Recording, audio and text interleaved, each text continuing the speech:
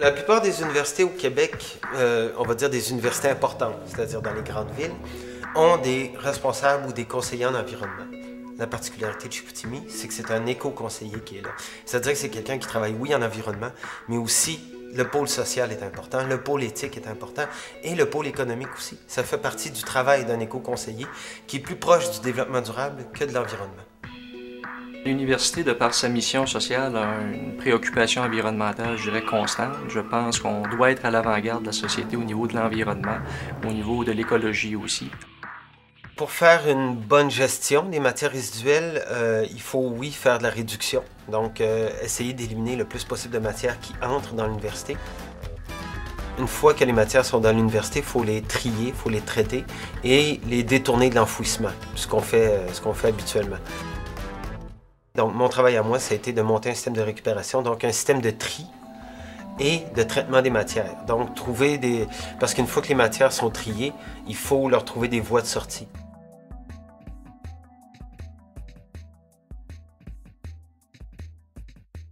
Cette année, l'université nous a approchés pour qu'on ait un nouveau système de récupération. Avant, c'est nous autres qui faisions la récupération sur les étages et puis on descendait tout le papier et puis tout ça. Maintenant, c'est l'université même là, qui fait sa propre récupération sur les étages. Nous autres, on fournit les équipements pour qu'eux autres puissent mettre le papier à l'intérieur. Et puis, de cette façon-là, on est allé chercher aussi toute la partie contenant qui n'était pas recyclée à l'intérieur de l'université. C'est un processus qui a été fait en collaboration complète avec les concierges. On avait besoin d'eux autres, puis ils se sont offerts de façon très spontanée à nous aider dans cette situation.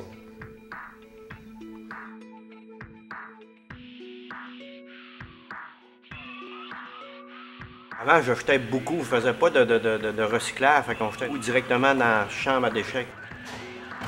En ayant les îlots, là, ça a changé ma méthode de travail, mais j'ai pas plus d'heures, j'ai pas plus d'ouvrages, c'est juste la méthode qui a changé dans mon travail. Au début, pour faire un système comme ça, il faut savoir d'où les matières viennent et quelles sont les matières qu'on a dans l'université. Donc, on a caractérisé tous les déchets. Alors, j'ai eu une équipe d'une quinzaine de personnes. Pendant 2 nuits de temps, on a identifié tous les sacs de vidange, d'où ils provenaient. Et on a ouvert tous ces sacs-là pour sortir toutes les matières, les peser. Donc, ça nous a donné une idée de quelles étaient les matières qui étaient dans l'université et qui sortaient. De cette façon-là, on a pu établir les endroits où on devait, placer les îlots. Ensuite, la grosseur des poubelles qu'on devait mettre dedans, des récipients. Et aussi, ça nous a donné une idée de où il fallait travailler. C'est-à-dire quelle matière on pouvait récupérer et quelle matière on ne pouvait pas récupérer et qu'on aurait éventuellement à réduire l'utilisation puisque ce n'était pas récupérable au Québec. C'était un des défis d'essayer de trouver des façons de fonctionner qui faisaient en sorte que l'organisation, dans son fonctionnement, n'était pas bouleversée.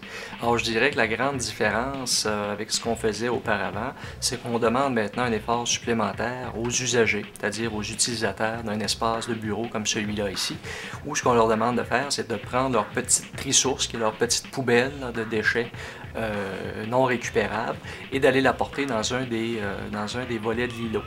Alors ça, avant ça, c'était fait par la conciergerie.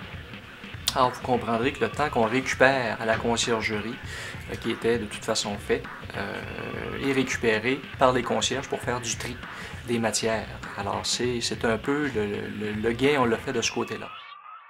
Et on a fait faire ça par des gens qui sont dans l'économie sociale, donc les gens du CFR du Saguenay. Alors, on a aidé la Maison des Sans-Abri, on a aidé les 1000 métiers, un paquet de groupes sociaux qui aident, on va dire, les plus défavorisés ou les moins bien nantis à survivre, à essayer d'avoir une des meilleures conditions dans notre société. Il y a au moins une vingtaine de personnes qui ont travaillé là-dessus, parce que juste aux ateliers pratiques, il y a 6 personnes qui ont travaillé au laquage, au sablage, parce qu'il faut sabler entre les couches. Après ça, il y a 2 de la Maison des Sans-Abri qui ont travaillé, plus les étudiants, là, plus le contremaître. C'est quand même une belle réalisation pour eux autres, c'est du concret. Là. Ils ont travaillé à faire des meubles qui allaient servir à l'université pour de la récupération. Ça, c'était très intéressant pour eux autres. Là.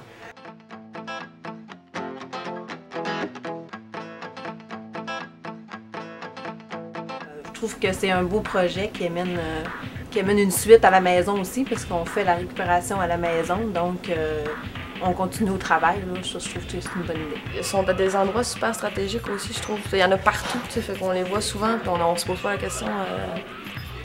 T'as pas besoin de faire 2 étages pour en trouver un, là. Ils sont partout. Je trouve que c'est une nette amélioration, là. On pouvait récupérer le papier auparavant, bien entendu, puis les déchets, mais c'est ça, tout ce qui était verre et autres matériaux récupérables, il fallait vraiment faire un effort, là. Puis en plus, c'était mal conçu. Donc là, maintenant, c'est systématique. Là, on peut vraiment trier nos déchets, ce qu'on ne pouvait pas faire avant. Le choix que l'université a fait est tout à fait correct. Et on va s'habituer comme toute autre chose. Mais il faut quand même y croire. Le concept de triage, ça a pris du temps avant qu'il y en ait, je crois. Là. Puis moi, ça me pose pas de problème. Prendre mon petit tri-source, je pense que ça s'appelle, avec la poubelle. Puis aller, justement, devoir me rendre là pour faire le tri, justement, vider notre poubelle, ça me dérange pas. Il fallait que ça se fasse. Tout le monde passe puis ils prennent pas vraiment attention. On jette le gobelet de café dans la récupération ou vice-versa, tandis que là, on a comme les 3 possibilités devant soi, donc c'est plus facile de faire ça. Très belle initiative, puis j'encourage les gens à continuer, parce que c'est beau aussi, c'est propre. C'est beaucoup plus propre que les anciens bacs bleus, on est bien d'accord avec ça. C'est sûr que ça fait une étape de plus, mais on le fait en faisant d'autres choses. T'sais, on allait dans le coin, je vais apporter ma poubelle, puis je vais vider mes déchets. Quelque chose d'important, puis on commence à le savoir. Peut-être les générations avant nous autres, ils ne savent pas, ils s'en foutent un peu plus, si je peux dire. Ça s'est fait quand même là, assez facilement. Je pense que les gens l'ont bien accepté, puis bien compris surtout. Les gens qui sont ici en ce moment, quand ils vont ressortir de l'université, quand ils vont aller travailler sur le marché du travail aussi, ils vont avoir acquis des habitudes qu'ils vont transmettre aussi dans leur marché du travail. Donc, il y a tout un effet de contamination, un jeu de domino, en fait, qui est en train de s'installer.